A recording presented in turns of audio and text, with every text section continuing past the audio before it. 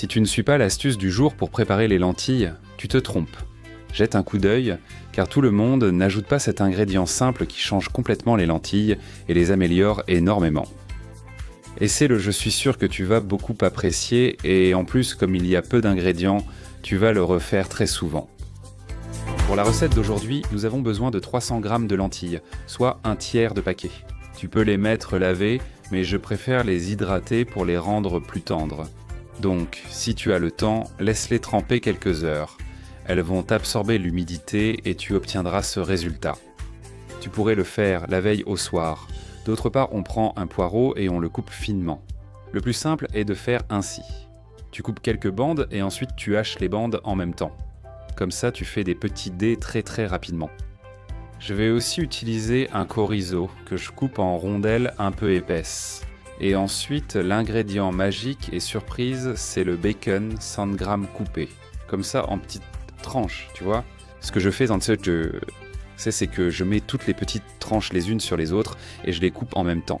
J'obtiens ainsi des lanières très fines qui répartissent la saveur de manière très efficace. Un autre détail à noter, c'est que si le bacon est fumé, même un peu, ça donne un vrai plus au plat. C'est incroyable. Ce que je fais maintenant, c'est prendre une bonne casserole, verser un filet d'une bonne huile et faire dorer le poireau et l'ail qu'on vient de préparer. Maintenant, presque tous les ingrédients sont prêts. Ce que je fais, c'est le mettre à feu moyen ou moyen fort et remuer de temps en temps jusqu'à ce que je vois que ça commence à dorer. Donc quelques minutes en restant un peu attentif. Une fois que c'est bien doré, on ajoute à la fois le bacon et le chorizo et on va les faire cuire un peu. On veut qu'ils libèrent leur graisse, donc on remue de temps en temps et on laisse tout continuer à cuire en créant un sofrito, une magie, une petite sauce. Appelle ça comme tu veux, mais c'est spectaculaire.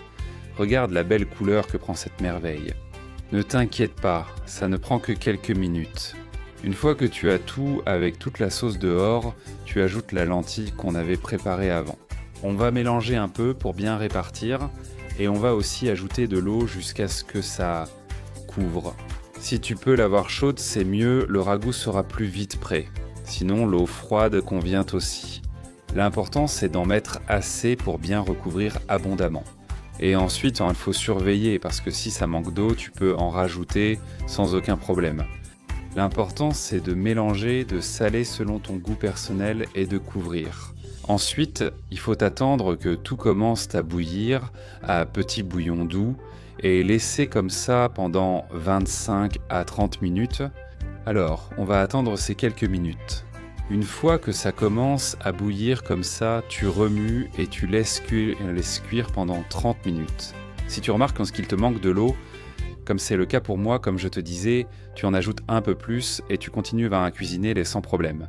Au bout de 25 ou 30 minutes, tu ajoutes 2 pommes de terre cassées, c'est-à-dire tu ne les coupes pas. Plante le couteau et arrache. Comme ça, elles vont libérer leur jus ou l'amidon qu'elles contiennent et ça va améliorer la petite sauce des pommes de terre. Cette étape est optionnelle, mais je te la recommande car elle apporte une touche vraiment savoureuse. Fais cuire pendant 25 minutes de plus et tes lentilles seront prêtes. Regarde un peu la superbe casserole qu'on a préparée en un rien de temps, avec très peu d'efforts et le résultat est vraiment digne d'un vrai festin. Une vraie recette de grand-mère, mais maintenant préparée au XXIe siècle chez toi, que demander de plus ? Regarde-moi cette allure incroyable. Un plat à la cuillère incroyable avec cette petite sauce fantastique, juste ce qu'il faut et qu'on a toujours envie de reprendre. Regarde-moi cette allure. Je vais prendre une cuillerée, puis une autre et encore une autre. Délicieux, quelle merveille. J'adore les recettes à la cuillère et toi, tu as sûrement un plat à la cuillère préféré. Dis-le-moi ici en commentaire et on prendra des idées tous ensemble, comme toujours. En plus, je te laisse ici la liste des ingrédients et des quantités pour que tu puisses prendre note et que ce soit encore plus facile à préparer chez toi. Et si tu en veux encore plus, clique sur le petit carré, regarde comme ça a l'air bon, clique et continue à te régaler.